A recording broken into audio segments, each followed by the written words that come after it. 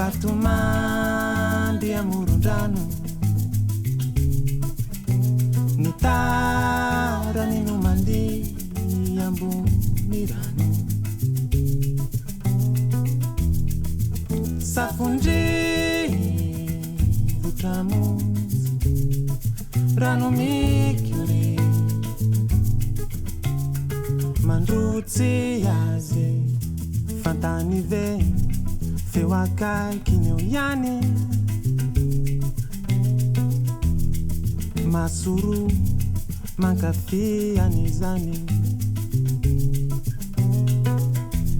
tsapany ve tsy lavitra feo ihany. Adaly iray mietsim-pono izany.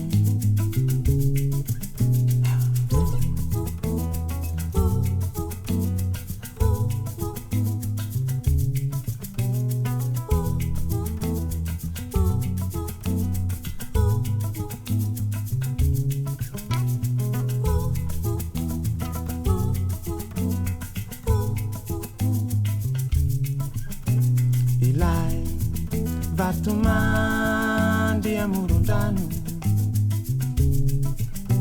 ny loko ny ndomio radilany andro. Sy okandrivo tramonjy, rano mira,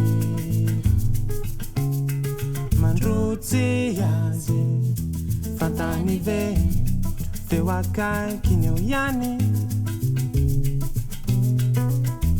Sofina roa mahare an'izany,